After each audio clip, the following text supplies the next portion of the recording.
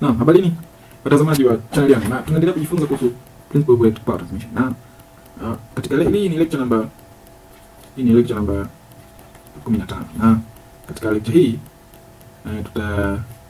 tutaangalia kuhusu elements of transmission line. Angalia kuhusu elements of transmission line. Transmission line inakuwa ime contain nini? Transmission line. Okay? Na kama tunavyojua electric power is transmitted in either three phase. Kama tunavyojua electric power is transmitted at high voltage, so either in three phase, three wire overhead system au underground, nategemea na mazingira, lakini the most preferred ni three phase, three wire overhead system au three wire HVDC system. Sawa, sio? Kwa hiyo electric power is transmitted kwanza in three phase, three wire overhead system, sawa, au three wire HVDC system. Sawa, hizi zote this is done at high voltage. Na tumeona kwamba kwa nini tunatumia high voltage there. The reason of using high voltage. Sawa, lakini hii HVDC system ni another topic, na katika lecture hii hatutazungumza. Katika lecture hii tutaconcentrate na three phase three wire system. Sawa, on what so tutadili na three phase three wire system. HVDC system ni another topic. Kwa hiyo tuangalie elements za transmission line kwa kuzingatia three phase three wire AC system ambayo tutakuwa tunatumia na ambayo generally huwa inatumika sana, kwa sababu HVDC system ni new imaging technology. Hata ukiangalia duniani transmission lines ambazo ni HVDC system ni current ni chache, ila japo zinaongezeka. Na sasa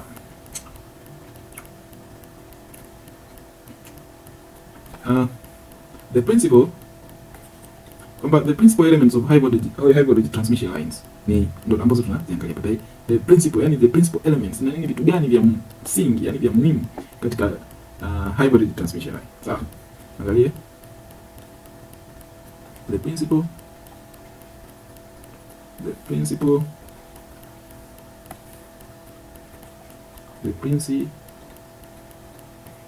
simple elements of high voltage transmission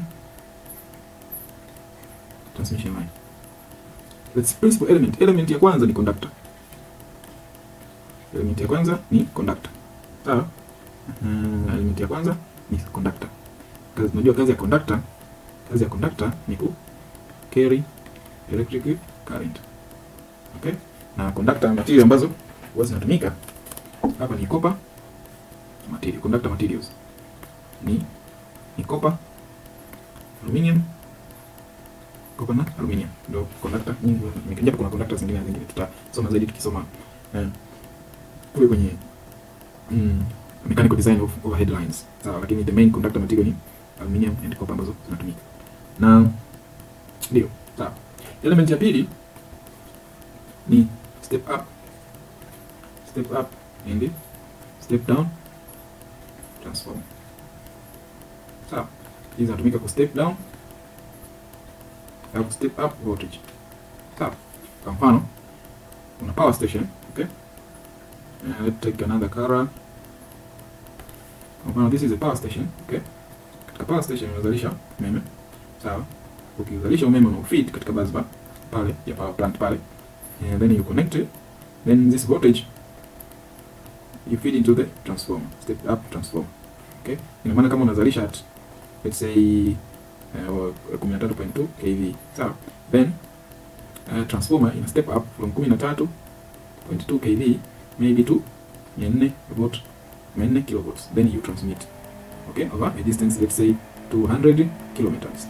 Baada ya kufika sehemu ambayo umeme ambapo unatakiwa uende, una step down, then you step down, okay, step down by means of transformer.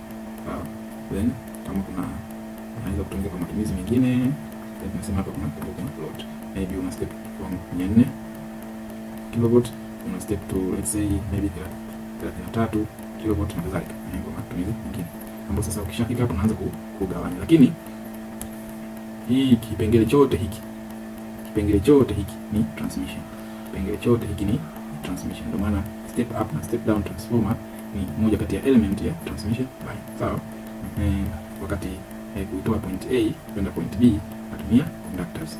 Kuna conductor network ambayo ina connect baina ya hizo point mbili. Kwa hiyo step up na step down transformer ni moja kati ya principal elements of the transmission line. Kitu kingine, insulators. Another element of transmission line is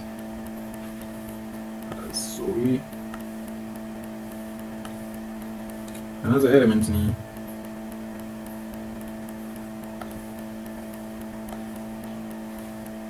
insulators, line insulators.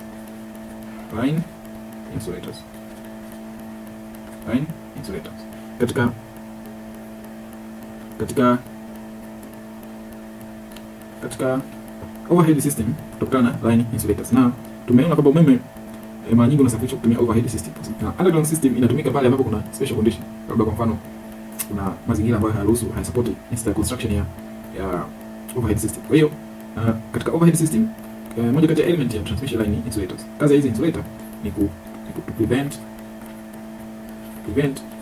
the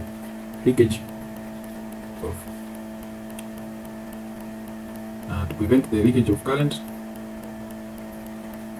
from the line conductor and ground.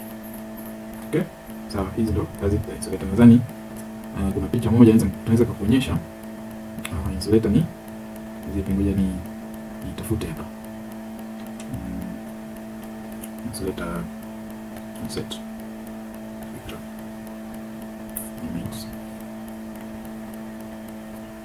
indo insulator. Na umepata indo insulator. Unaona, this is a line conductor. This is a line conductor. Okay, this is a line conductor. Sawa, this is a line conductor. Unaona, hii ni 3 phase overhead system ambayo imetumia wooden pole, na hii ndo insulator. Hii ndo insulator. Hii yenye grooves, hii ndo insulator. Kazi ya insulator ni ku prevent the leakage of current from the line conductor to the ground, kwa maana ya kwamba current ina flow, let's say ina flow this direction. Okay, kwa hiyo insulator ina prevent the leakage of current for this direction, ina prevent the leakage of current from the conductor to the cosm to the ground. Okay, hii ndo kazi ya hiyo insulators. Kwa hiyo line insulator ni moja kati ya principal element of transmission line katika overhead system. Principal element nyingine ni supports. Principal element nyingine ni line support. Hii namba 4 ni support structure. Sawa, support structure. Sawa, support structure hizi kazi yake kazi yake ni to provide support to the conductor to the conductor above the ground. Okay, kwa vile transmission line yetu ni overhead, kwa hiyo we need support. Support kazi yake ni kusupport zile conductors hang above the ground, kama ambavyo tunaona katika hii picha kwamba unaona hii support ni wooden pole hapa. Kwa hiyo ni support ni wooden pole au kwa highlight hii wooden pole ndo support yetu, na ina support hizi conductor hizi hang above the ground. Kwa hiyo wooden pole hapa inatumika kama support. Sawa, na support so lazima wooden pole tu, inaweza ikawa ni steel tower, steel pole na kadhalika. Tutaziona kule tukisema mechanical design of transmission line. Sawa,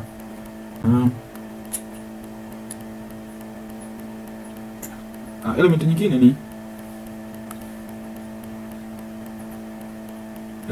ni protective devices. Okay, protective devices hapa nazungumzia protective devices kwamba kabla sijaanza kuzi highlight ni zipi, nikuelezea tu kwamba hii transmission line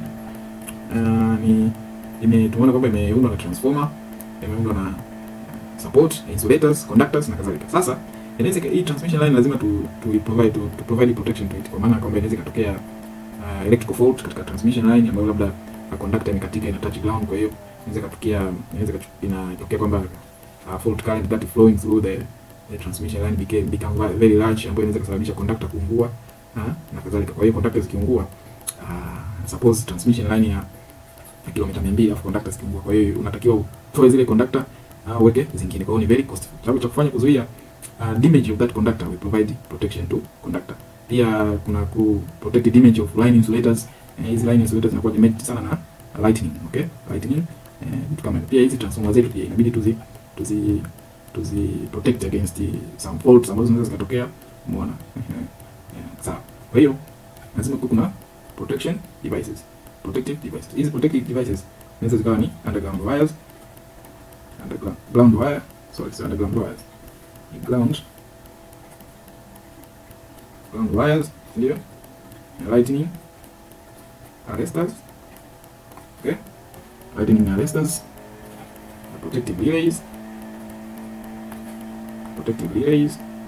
okay, circuit breakers, sawa, na kadhalika. Sawa. Another element of transmission line ni voltage regulating equipment. Voltage regulating equipment. Sawa.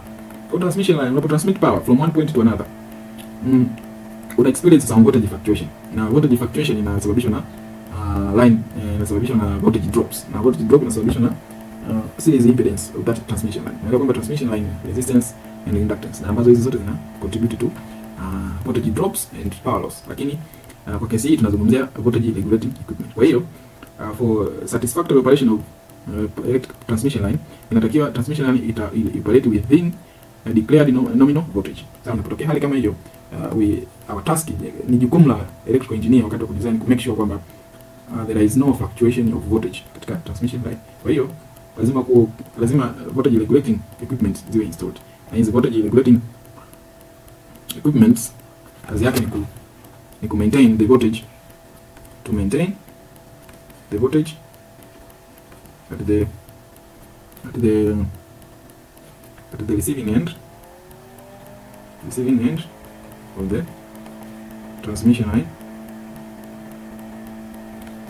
and within permissible values.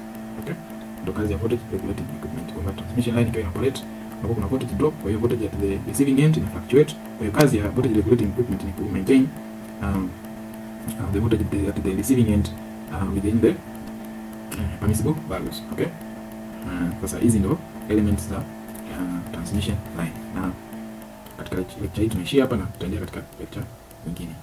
Asante sana kwa kuendelea kufuatilia katika channel hii, na usiweze kushare, kusubscribe na kulike kama umeipenda video hii. Asante sana.